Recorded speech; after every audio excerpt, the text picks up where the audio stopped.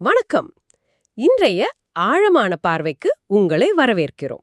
இன்னைக்கு நாம ஓஷோவோட எதிர்ப்பிலேயே வாழுங்கள் புத்தகத்திலிருந்து 10வது அத்தியாயத்தை கொஞ்சம் ஆழமா பார்க்க போறோம்.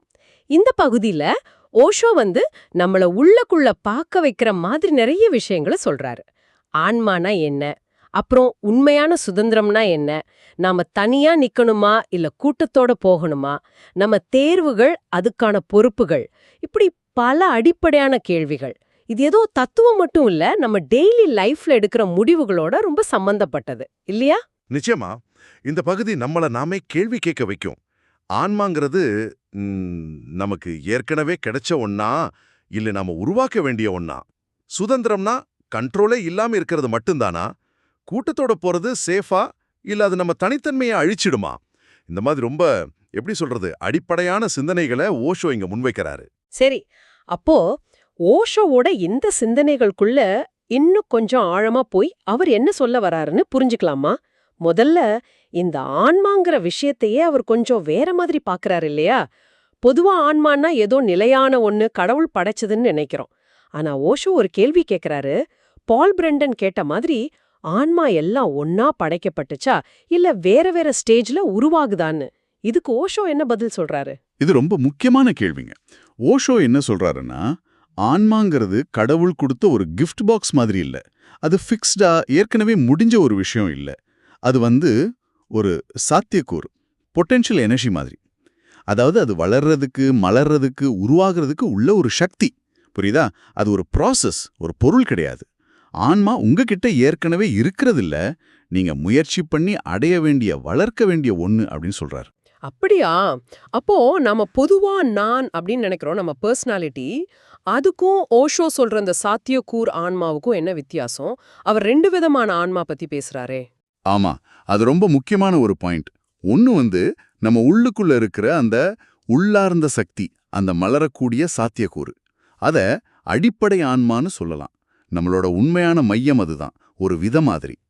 இன்னொன்னு இருக்கு, அது நம்ம சமூகம், படிப்பு, மதம், குடும்பம் இதெல்லாம் சேர்ந்து உருவாக்குனது, நம்மளோட ஆளுமை. அத உருவாக்கப்பட்ட ஆன்மா இல்லைன்னா பர்சனாலிட்டின்னு சொல்லலாம். இது நம்ம வெளியே காட்டிக்கிற முகம், நம்ம பழக்க வழக்கங்களால ஆனது. ஓஷோ என்ன சொல்றாருன்னா, நம்ம பெரும்பாலும் இந்த 2வது இருக்கு இல்லையா, இந்த உருவாக்கப்பட்ட ஆளுமை, அதை தான் உண்மையான ஆன்மான்னு தப்பா நினைச்சுக்கிறோம்.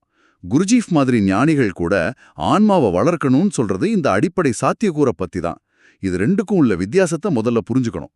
அதுதான் தன்னை எறியறதுக்கான முதல் ஸ்டெப். மாத்துமா? ஏன்னா அடுத்ததா ஓஷோ உலகம் 2ஆ பிரிஞ்சிருக்குன்னு சொல்றவங்களையும், மார்க்ஸ், எங்கல்ஸ் மாதிரி, இல்ல எல்லாம் ஒண்ணுதான்னு சொல்றவங்களையும், லாவுட்சு மாதிரி பத்தி பேசுறாரு. இந்த 2 வேற வேற பார்வைய அவர் எப்படி பாக்குறாரு? இங்கதான் ஓஷோ மனசோட வேலைய ரொம்ப அழகா சொல்றார்.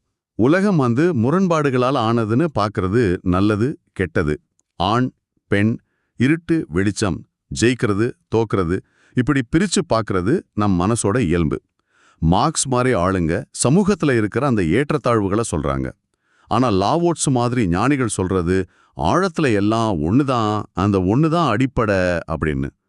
ஓஷோவோட பார்வையில இந்த இருமை, இந்த டியூவாலிட்டிங்கிறது மேலோட்டமா தெரிகிற ஒரு தோற்றம்தான். மனசு இப்படி பிரிச்சு பார்க்கறதால தான் பிரச்சனையே வருது. ஆனா ஆழத்துல பார்த்தா வாழ்க்கைங்கிறது இந்த 2 விஷயத்தையும் தாண்டின ஒரு முழுமையான ஒண்ணு. இந்த முரண்பாடுகள் ஒன்னோடு ஒண்ணு சேர்ந்தது, ஒண்ணு இல்லாம இன்னொன்னு இல்ல. அப்போ நம்ம வாழ்க்கையில டெய்லி பாக்குறோமே, இன்பம், துன்பம், ஏத்தம், இரக்கம், இந்த மாதிரி முரண்பாடுகளை எப்படி அணுகிறது? ஓஷோ என்ன சொல்றாரு? 2யும் ஒன்னா பார்க்கணுமா இல்ல ஒன்னை ஏத்துக்கிட்டு இன்னொன்னு வேணான்னு சொல்லணுமா? பார்க்கிறத விட அது 2ம் ஒரே காயினோட 2 பக்கம்னு புரிஞ்சுக்கிறது முக்கியம்.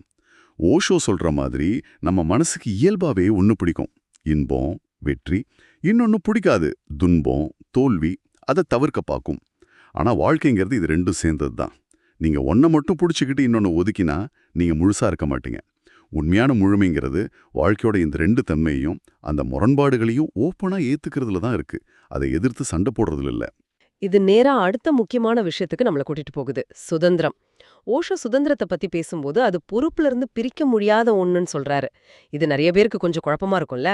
சுதந்திரம்னா நம்ம இஷ்டத்துக்கு இருக்கிறது, யாருக்கும் கட்டுப்படாம இருக்கிறதுன்னு தானே பொதுவா நினைக்கிறோம். இதுல பொறுப்பு எங்க வருது?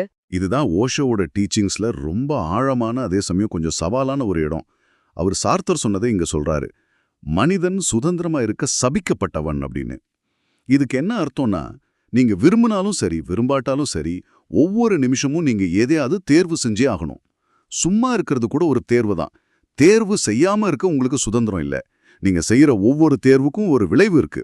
அந்த விளைவுக்கு நீங்க தான் முழு பொறுப்பு. அதனால சுதந்திரம்னா சும்மா கண்ட்ரோல் இல்லாம இருக்கிறது இல்ல. அது நீங்க எடுக்கிற முடிவுகளுக்கான முழு பொறுப்பையும் ஏத்துக்கிறது. இந்த பொறுப்புங்கிற பாரத்தோட தான் உண்மையான சுதந்திரமே வருது. இதை தவிர்க்கவே முடியாது. ஆனா இந்த சுதந்திரம், இந்த பொறுப்பு, இது நிறைய பேருக்கு ஒரு பெரிய பாரமா தெரியுது இல்லையா? அதனாலதான் கூட்டத்தோட கூட்டமா மத்தவங்க செய்யறதே செஞ்சு சமூகம் என்ன சொல்லுதோ அப்படி வாழ்ந்துடலான்னு பாக்குறாங்க. ஓஷோ கூட எரிச் ஃப்ராம் எழுதின சுதந்திரத்திலிருந்து தப்பித்தல் பத்தியும் டேவிட் ரீஸ்மேன் எழுதின தனிமை கூட்டம் பத்தியும் இங்க சொல்றாரு. கரெக்டா சொன்னீங்க. தனிமை, என்ன நடக்குமோங்கிற அந்த நிச்சயமற்ற தன்மை, சொந்தமா முடிவெடுத்து அதோட ரிசல்ட்டை ஏத்துக்கிற பொறுப்பு, இதெல்லாம் நிறைய பேருக்கு பயத்தை கொடுக்குது. அதனால ஒரு குரூப்ல, ஒரு கொள்கையில, ஒரு மதத்துல இல்ல சமூக வழக்கத்துல தன்னை கரைச்சிக்கிட்டு அந்த பொறுப்புல இருந்து எஸ்கேப் ஆக பாக்குறாங்க. எல்லாரும் இப்படிதான் பண்றாங்க, நானும் பண்றேன் அப்படின்னு சொல்றது ஈஸி. ஆனா ஓஷோ இதை உண்மையான வாழ்க்கைன்னு சொல்லல. இது ஒரு மாதிரி மயக்கம், ஒரு அடிமைத்தனம் அப்படின்னு சொல்றாரு. இதுல நீங்க உங்களோட தனித்தன்மை இழந்துடுறீங்க. உண்மையான மனுஷனோட குணம் என்னன்னா, இந்த பிரஷருக்கெல்லாம் அடிபணியாம தனியா நின்னு தன்னோட உண்மையான இயல்புப்படி வாழறதுக்கான தைரியம்தான். ஒவ்வொரு நிமிஷமும் நாம தேர்வு செய்றோம்னு சொன்னீங்க. புத்தர் மாதிரி ஞானிகளுக்கும் நமக்கும் என்ன வித்தியாசமா? அவங்க விழிப்புணர்வோட தேர்வு செய்றாங்க. நாம பெரும்பாலும் பழக்கத்துல இல்லனா கவனமே இல்லாம தேர்வு செய்றோம்னு ஓஷோ சொல்றாரு. இங்க அவரு பாசிட்டிவ், நெகட்டிவ் தேர்வுகளை பத்தியும் பேசுறாரு. அத கொஞ்சம் சொல்லுங்களேன். ஆமா, இது ரொம்ப ஆழமான கருத்து. ஓஷோ என்ன சொல்றாருன்னா, உங்க வாழ்க்கையில நீங்க கஷ்டப்படுறீங்கன்னா ஏதோ ஒரு லெவல்ல தெரிஞ்சோ தெரியாமலோ நீங்க கஷ்டத்தை தேர்வு செஞ்சிருக்கீங்க. அதே மாதிரி நீங்க சந்தோஷமா இருக்கீங்கன்னா நீங்க சந்தோஷத்தை தேர்வு செஞ்சிருக்கீங்க. இது கேட்கறதுக்கு கொஞ்சம் விசித்திரமா இருக்கலாம். நான் ஏன் கஷ்டத்தை தேர்வு செய்ய போறேன்னு நீங்க கேட்கலாம். ஆனா ஓஷோவோட பார்வையில நம்மளோட ரியாக்ஷன்ஸ், நம்ம மனப்பான்மை, நம்ம முடிவுகள் இதெல்லாம் நம்ம கண்ட்ரோல்ல தான் இருக்கு. நாம விழிப்புணர்வு இல்லாம பழைய பழக்க வழக்கத்துல ரியாக்ட் பண்ணும்போது நெகட்டிவான விளைவுகளை நாமளே உருவாக்கிக்கிறோம். எப்போ விழிப்புணர்வோட பாசிட்டிவா இருக்கணும்னு தேர்வு செய்யறோமோ அப்போ வாழ்க்கை மாறுது. ஆக உங்க வாழ்க்கையோட அனுபவங்களுக்கு நீங்க தான் முழு பொறுப்பு. மத்தவங்களையோ சூழ்நிலையோ குறை சொல்றதுல பிரயோஜனம் இல்ல. உங்க வாழ்க்கைங்கிறது நீங்க செஞ்ச எண்ணற்ற தேர்வுகளோட மொத்தம்தான். இது தத்துவமா கேக்குறதுக்கு நல்லா தான் இருக்கு. ஆனா பிராக்டிக்கலா பாக்கும்போது நம்மளோட தோல்விக்கு, தப்புக்கு, கஷ்டத்துக்கு நாமளே காரணம்னு ஏத்துக்கிறது அது ரொம்ப பெரிய சவால் இல்லையா? நிச்சயமா, உண்மை. இது ரொம்ப ரொம்ப கஷ்டமான ஒரு பயிற்சி. நம்ம ஈகோவுக்கு இது செட் ஆகாது. ஆனா ஓஷோ என்ன சொல்றாருன்னா, இந்த சவாலை ஃபேஸ் பண்ணாம உண்மையான சுதந்திரம் கிடைக்காது. பொறுப்புங்கிறது சுதந்திரத்தோட நிழல் மாதிரி. ஒன்னிலிருந்து இன்னொன்னு பிரிக்க முடியாது. நீங்க பொறுப்பை தட்டி கழிக்க நினைச்சா உண்மையில நீங்க உங்க சுதந்திரத்தையே தட்டி கழிக்கிறீங்க. சுதந்திரம் வேணும்னா பொறுப்பையும் ஏத்துக்கிட்டு தான் ஆகணும். அப்போ மத்தவங்க என்ன சொல்வாங்க, சமூகம் என்ன நினைக்கும்னு கவலைப்படாம நம்மளோட உண்மையான இயல்புப்படி நமக்கு சரின்னு படுற மாதிரி வாழ்றது தான் முக்கியம்னு ஓஷோ சொல்றாரா? எந்த ஒரு குறிப்பிட்ட கொள்கைக்கும் அடிமையாகாதீங்கன்னு சொல்றாரே. ஆமாம், அதுதான் தன் இயல்புக்கு உண்மையா இருக்கிறது, ஒத்தென்டிசிட்டி அப்படின்னு சொல்றோம். எந்த ஒரு கொள்கைக்கோ சித்தாந்தத்துக்கோ தலைவருக்கோ இல்ல சமூகத்தோட எதிர்பார்ப்புக்கோ உங்களை நீங்களே அடிமையாக்கிக்காம வாழ்க்கையோட அந்த இயல்பான நிச்சயமற்ற தன்மையை, அதாவது எதுவுமே நிரந்தரம் இல்ல, எதையும் கணிக்க முடியாதுங்கிற உண்மையை முழுசா ஏத்துக்கிட்டு ஒவ்வொரு நிமிஷமும் புதுசா விழிப்புணர்வோட வாழ்றது தான் உண்மையான வாழ்க்கைன்னு சொல்றாரு. நமக்காக யாரும் ரோடு போட்டு வைக்கல, சேஃபான பாதைன்னு எதுவுமே இல்ல. நாம தான் ஒவ்வொரு அடியும் கவனமா விழிப்புணர்வோட எடுத்து வைக்கணும். வாழ்க்கைங்கிறது ஒரு கரையை அடையறதில்ல, அது தொடர்ந்து ஓடிக்கிட்டே இருக்கிற ஒரு நதி. அந்த ஓட்டத்தோட நாமும் போகணும். இங்க ஒரு இன்ட்ரெஸ்டிங்கான விஷயம் சொல்றாரு. பொதுவா நமக்கு பிரச்சனைனா நான் எப்படி வாழணும்னு தான் யோசிப்போம், வழி கேட்போம். ஆனா ஓஷோ அதை விட முக்கியமான கேள்வி நான் யார் அப்படிங்கிறது தான் அப்படின்னு சொல்றாரு. இது ஏன் இவ்ளோ முக்கியம்? அந்த அடிப்படை கேள்விக்கு பதில் தெரியாம மற்ற கேள்விகளுக்கெல்லாம் அர்த்தமே இல்ல. நீங்க யாரு, உங்க உண்மையான இயல்பு என்ன, உங்க உள்ளுக்குள்ள இருக்கிற சக்தி என்னன்னு நீங்க தெரிஞ்சிக்காத வரைக்கும் நீங்க எப்படி வாழணும்னு எடுக்கிற முடிவுகள் உண்மையா இருக்குமா? அது பெரும்பாலும் மத்தவங்க சொன்னது, சமூக எதிர்பார்க்கறது, நீங்க படிச்சது, இதோட தாக்கமா தானே இருக்கும். உங்க உண்மையான செல்ஃப் என்னன்னு தெரியாம நீங்க செய்யற எந்த தேர்வும் உண்மையில சுதந்திரமான தேர்வா இருக்க முடியாது. அது வெறும் ஒரு ரியாக்ஷனா தான் இருக்கும். அதனால நான் யார் அப்படிங்கிற தேடல் தான் மத்த எல்லாத்துக்கும் பேஸ்மெண்ட். அப்போ ஓஷோவோட பார்வையில உண்மையான சுதந்திரத்துக்கோ ஒரு அர்த்தமுள்ள வாழ்க்கைக்கும் எது அடிப்படை? தன்னை அறிவது, இதுதான் ஓஷோ திரும்ப திரும்ப சொல்ற மெயின் பாயிண்ட். உங்களோட உண்மையான மையம் எதுன்னு நீங்க கண்டுபிடிக்கணும். நம்ம பெரும்பாலும் வாழ்க்கைய அதோட சுற்றளவுல இருந்தே வாழ்றோம். அதாவது மத்தவங்க கருத்து, சமூக ரூல்ஸ், ஆசை, பயம், இந்த மாதிரி வெளியே இருக்கிற விஷயங்களை வச்சு முடிவெடுக்கணும். ஆனா உண்மையான அர்த்தமுள்ள வாழ்க்கைங்கிறது உங்க மையத்துல இருந்து, உங்க தனித்தன்மையில இருந்து, உங்க உள்ளுணர்வுல இருந்து வரணும். உங்களை நீங்களே முழுசா தெரிஞ்சுக்கும் போது இந்த முழு பிரபஞ்சமே உங்களுக்குள்ள இருக்கிறதையும் நீங்களே அந்த பிரபஞ்சமா இருக்கிறதையும் உணர்வீங்கன்னு சொல்றாரு.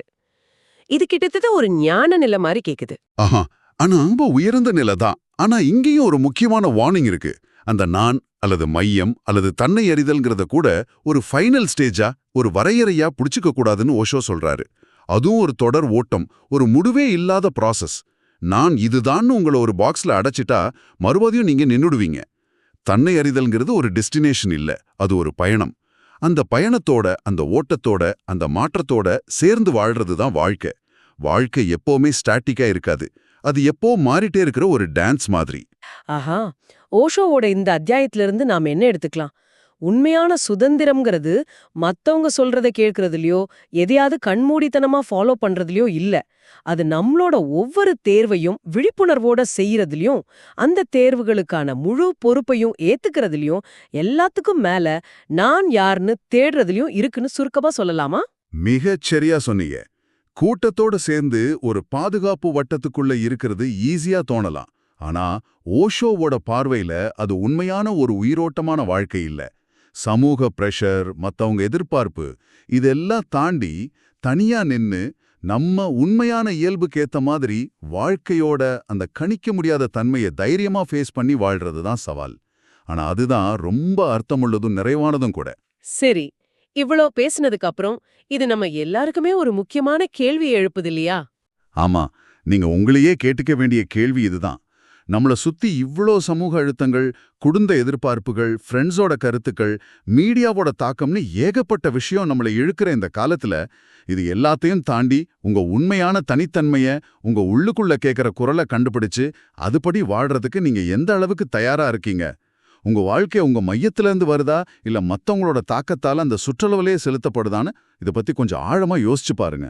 அடுத்த முறை வேறொரு ஆழமான பார்வையோட சந்திக்கலாம்.